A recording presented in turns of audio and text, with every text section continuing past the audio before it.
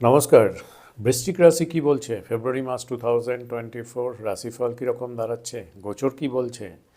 যদি আমরা গোচর দেখি তাহলে প্রথমে আপনার রাশিপতি মঙ্গল থাকছে উচ্চস্থ অবস্থায়।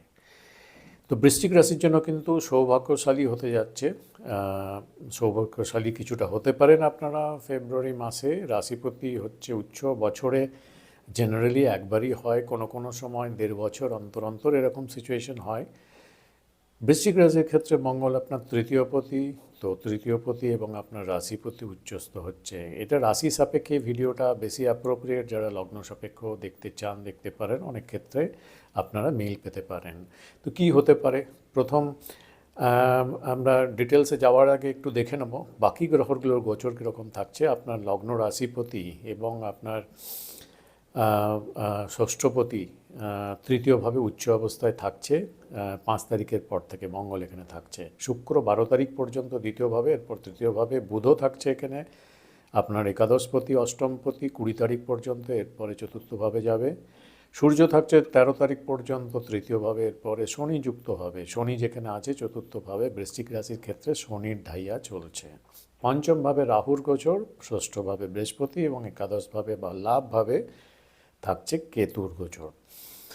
তো প্রথমে আগে দেখতে হবে যে আপনার রাশিপতি যখন রাশি লর্ড উচ্চস্থ অবস্থায় থাকে, তার মানে পাওয়ারফুল আছে। পাওয়ারফুল থাকা তৃতীয়ভাবে আপনার চেষ্টা প্রচেষ্টা, আপনার কিছু করার তাগিদ, উচ্চ সমাজে আপনার প্রতিষ্ঠা, স্টেটাস, প্রভাব, প্রতিপত্তি, এগুলো কিন্তু ইন জেনারেল এর কোয়ালিটি অনেক ভালো থাকবে। কিছু লোক আপনাকে বেশি জানবে, আপনার প্রতিপত্তি বাড়বে, পরিশ্রম পরাক্রমী ভাব নিয়ে আপনি এগোনোর চেষ্টা করবেন। তৃতীয় এবং ষষ্ঠভাবে আপনার নিশ্চয়ই যে কারকতা আছে, সেখানে পদ্ম ফুল আপনি নিশ্চয়ই ফোটাতে পারেন। বৃশ্চিক রাশি জেনারেলি দেখা গেছে খুব টপ পজিশন হোল্ড করেন, এবং আমার ব্যক্তিগত যে কেস স্টাডিগুলো করেছি অনেকের বৃশ্চিক রাশি যাদের কুণ্ডলী ঘেটে দেখেছি, সেখানে দেখেছি উচ্চ পদেই জেনারেলি থাকে, টপ পজিশন। এবং উচ্চ পদ মানে কিছু কিছু ক্ষেত্রে টপ পজিশনে রিসার্চ স্কলার, ডক্টর, ইঞ্জিনিয়ার, কখনো কখনো কখনো কখনো নেগেটিভ যাদের আছে তাদের ক্ষেত্রে ক্রাইম ইনভলভমেন্ট এরকমও দেখা গেছে। ডিটেকটিভ, জ্যোতিষ, অ্যাস্ট্রোলজি, স্পাই এর কাজ করা, রহস্য ভালোবাসা এবং তার রুচিবোধ থেকে কিছু কিছু লোক কিন্তু এই সব ডোমেনে কাজ করেন এবং খুব উচ্চ জায়গায় পৌঁছন, টপ পজিশনে যান। এই মাসে আপনাদের ক্ষেত্রে যে দিনগুলো, এর মধ্যে যে তারিখগুলো সব থেকে ভালো মনে হচ্ছে আমার হিসাবে, নোট করে রাখতে পারেন। 1 তারিখ, 8 তারিখ, 9 তারিখ, 10 তারিখ, 17, 18, 19 তারিখ, এই তারিখগুলো কিন্তু কিছু পাওয়ার জন্য এবং নিজেকে এস্টাবলিশ করার জন্য দুর্দান্ত থাকতে পারে, যথেষ্ট শুভ দিন। তবে ছোট ভাই বোন, পড়োশি, আশেপাশে যারা আছে, এইখানে একটু আপনাকে অ্যাডজাস্ট করে চলার ব্যাপারটা থাকছে। এর সাথে সাথে হায়ার এডুকেশন, ট্রাভেল বেশি করাতে পারে। বুধ এবং মঙ্গলের কম্বিনেশন থাকছে। তো বুধ হচ্ছে আপনার বাকশক্তির কারক গ্রহ, কমিউনিকেশন। তো কিছু কিছু জায়গায় আপনাকে একটু লুজ টক, আপনার ক্ষেত্রে লুজ টক হয়ে যেতে পারে, সাবধান থাকতে হবে, প্রবলেম ক্রিয়েট করতে পারে। অষ্টমপতি বুধ তৃতীয়ভাবে ইন্ডিকেট করছে যেটা করতে চাইছেন সেটা নাও হতে পারে, সিম্পল ওয়েতে বা স্ট্রেট কাট প্রসেসে সেটা নাও হতে পারে। এর জন্য অষ্টম ভাব মানে বোঝায় চেঞ্জ, পারসেপশন চেঞ্জ, কিছু করা, কিছু কিছু ইনোভেট করা, কথা বলা। যদি আপনি নিউ অ্যাকসেপ্টেন্স অ্যাটিটিউড থাকে, চেঞ্জ করার মানসিকতা থাকে, স্টাইল চেঞ্জ করেন, নিজের সবথেকে বড় কথা নিজের অ্যাটিটিউডটা একটু যদি ফ্লেক্সিবল রেখে চেঞ্জ করেন, তাহলে কিন্তু বোঝাচ্ছে আপনার অনেক গ্রোথ হতে পারে। ট্রান্সফরমেশন, 8th হাউস মানে ট্রান্সফরমেশন। 8th হাউস লর্ড বুধ থাকছে তৃতীয়ভাবে। তো এই ট্রান্সফরমেশনের প্রচেষ্টা থেকে আপনাকে নতুন দিশা দেখাতে পারে, নতুনভাবে পরিবর্তন করে নতুন ভাবে সমাজে প্রতিষ্ঠা করতে পারে। কর্মের জায়গায়, সোশ্যাল নেটওয়ার্কে, সমাজে, সব জায়গায় আপনি ভালো করে নিজেকে প্রতিষ্ঠিত করতে পারবেন। 5 তারিখ, 13 তারিখ, 22 তারিখ, 23 তারিখ এই তারিখগুলোতে আপনার এই ধরনের যাদের পজিটিভ মাইন্ড নিয়ে কিছু করার চেষ্টা করছেন, পজিটিভ মাইন্ড পরিবর্তন করে নতুন কিছু অ্যাকসেপ্ট করে এগিয়ে যাওয়ার জন্য এই তারিখগুলো বেশি ভাইব্রেশন থাকতে পারে। ঘর জমি সম্পর্কে কোনো কিছু, মায়ের কোনো বড় ইভেন্ট, মায়ের সম্পর্কে কোনো কাজকর্ম 20 তারিখের পরে সাকসেসফুল হতে পারে। 15 তারিখের পরে বৃশ্চিক রাশির ক্ষেত্রে শনির ঢাইয়ার প্রভাব একটু 1 মাসের মধ্যে একটু কম থাকবে। কেননা এই বিপরীত এনার্জির সূর্য এখানে থাকবে শনিযুক্ত হয়ে। এতে শনি কিছুদিন 15 তারিখের পর কিছুদিন অস্তমিত থাকবে, বলহীন কিছুটা করে দেবে, শনির ঢাইয়ার এফেক্টটা কমে যাবে এবং সূর্য শনি থাকার জন্য কিছুদিন 15-20 দিনের মতো একটু শনির ঢাইয়ার যে এফেক্ট সেগুলো একটু কম করে দেবে।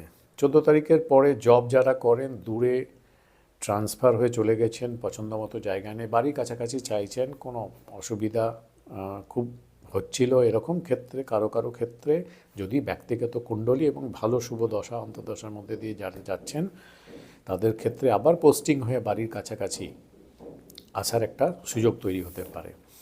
শনির ঢাইয়া ব্যক্তির উপর যখন চলে, শনি 7.5 মতো না হলেও ডিসস্যাটিসফ্যাকশন, মনের মধ্যে একটা ডিসস্যাটিসফ্যাকশন বাড়ে এবং এক চান্সে কোনো কাজ যে করে আনতে পারেন সেটা একটু কম থাকে। তার জন্য আপনাকে এইখান থেকে একটু মেন্টাল হ্যাপিনেসের জায়গাটা বলতে পারেন একটু কম থাকে। ব্যক্তিগত কুণ্ডলিতে শনি যদি ভালো থাকলে এর মধ্যেই কিন্তু যাদের শনির ঢাইয়া চলছে, তথাপি ব্যক্তিগত কুণ্ডলিতে যাদের ক্ষেত্রে শনি স্ট্রং আছে, চন্দ্র পীড়িত নয়, তাদের ক্ষেত্রে বাড়ি ঘর জমি রিলেটেড, বাহন ক্রয় রিলেটেড ব্যাপারগুলোতে ধীরে ধীরে আপনার এখানে ম্যাচিওর হতে পারে।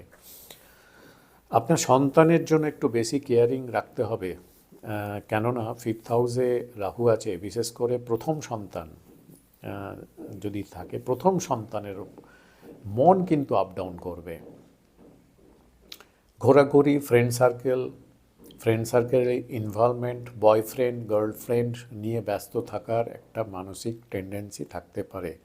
ফলে কেরিয়ার এবং পড়াশোনায় ফোকাস কমে যেতে পারে ইন জেনারেলভাবে। স্টুডেন্টদের ক্ষেত্রে ওভারঅলভাবে একটু social media, social gadget, Facebook, Instagram, online game এইসব ব্যাপারে একটু অ্যাডিকশান বেশি থাকার জন্য পড়াশোনায় কনসেন্ট্রেশন লেভেলটা অনেক ফ্লাকচুয়েট করবে।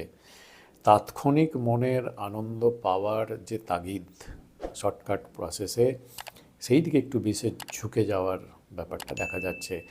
স্টুডেন্ট ছাড়াও এমনি বৃশ্চিক রাশির ক্ষেত্রে সবার ক্ষেত্রেই একটু দেখবেন মেন্টালি তাৎক্ষণিক আনন্দ পাওয়ার যেসব উপকরণ বা যেগুলো আছে সেই দিকে আপনাদের একটু ইনভলভমেন্ট একটু বাড়তে পারে।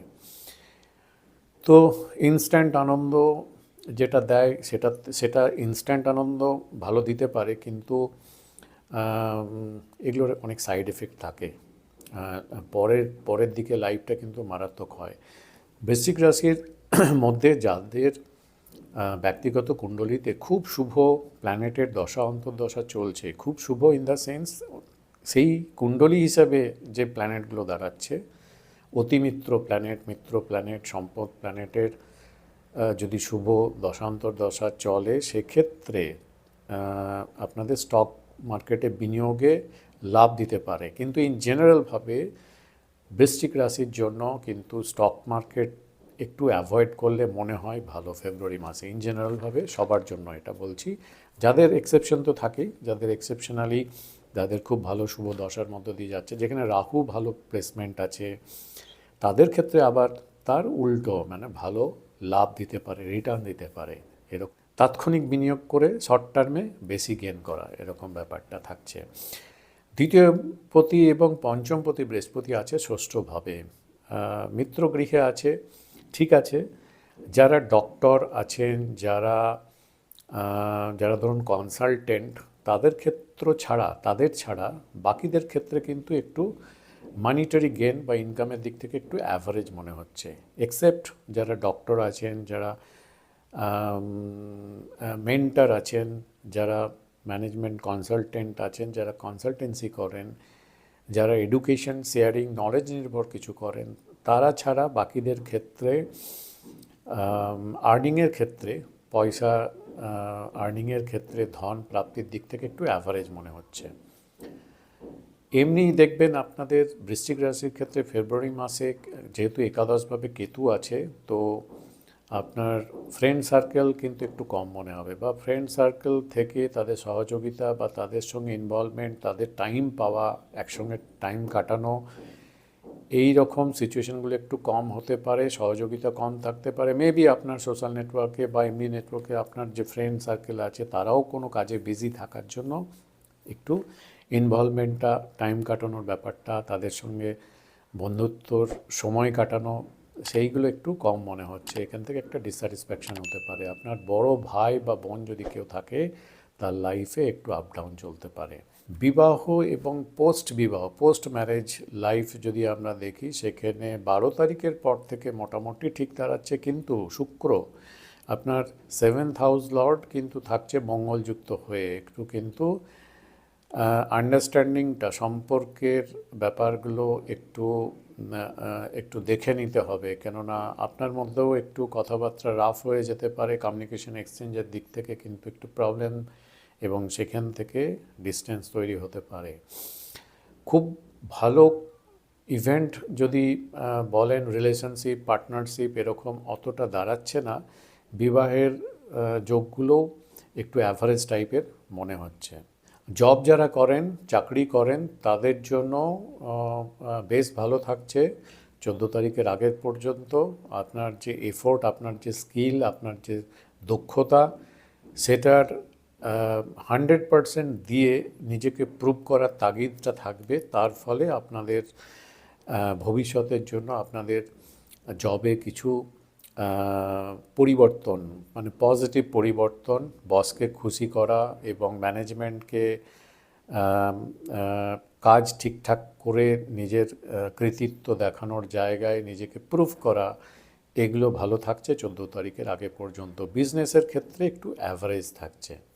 হেলথ ওয়াইজ যদি দেখা যায়, বৃশ্চিক রাশির ক্ষেত্রে একটু পায়ের থেকে, হাঁটু থেকে পায়ের একদম নিচ পর্যন্ত এই পোর্শনগুলোতে হাড় বা নার্ভের কোনো প্রবলেমের জন্য একটু চোট পাওয়া বা একটু ক্র্যাম্প ধরা, এরকম ধরনের ট্রাবলগুলো কম বেশি ফেস করতে পারেন। যাদের সুগার, থাইরয়েড আছে তাদের ক্ষেত্রেও একটু এগুলো একটু বাড়তে পারে এবং আপনাকে ট্রাবল দিতে পারে। তো মোটামুটি এরকমই দাঁড়াচ্ছে বৃশ্চিক রাশির ফেব্রুয়ারি মাস।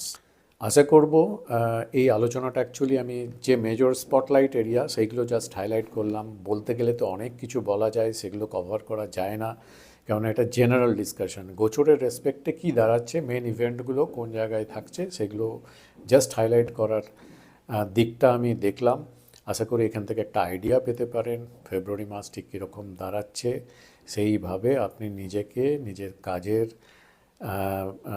প্ল্যানিংগুলো করে নিতে পারবেন অ্যাডভান্স। যদি ভিডিওটা ভালো লাগে একটা লাইক অবশ্যই করবেন, যারা নতুন দেখছেন সাবস্ক্রাইব করে রাখুন। আপনি কি জানতে চান 2024 আপনার হরোস্কোপ কুণ্ডলী হিসাবে অ্যাকচুয়ালি কি দাঁড়াচ্ছে পুরো বছরটা, এবং ফেব্রুয়ারি মাসটা, মার্চ মাস, এগুলো কি ইম্প্যাক্ট পড়ছে?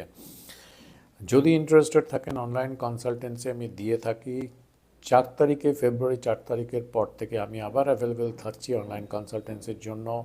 ডিটেলস, প্রসিডিওর আপনারা পেয়ে যাবেন যদি ওয়েবসাইটটা ভিজিট করেন। এখানে প্রসেস, ফিজ ইত্যাদি ডিটেলসে পাওয়া যাবে। যারা ওয়েবসাইট চেক করতে জানেন না, হোয়াটসঅ্যাপ নাম্বার দেওয়া থাকলেও, হোয়াটসঅ্যাপ নাম্বার মানে হোয়াটসঅ্যাপ করেই, মেসেজ করে আপনি জানতে পারবেন। এখানে কল জেনারেলি কেউ অ্যাকসেপ্ট করে না, সেরকম কেউ নেই, এবং আমিও একটু বিজি থাকি, কল ওঠানোর মতো সময় পায় না। তো আজকের মতো এই পর্যন্তই। নমস্কার।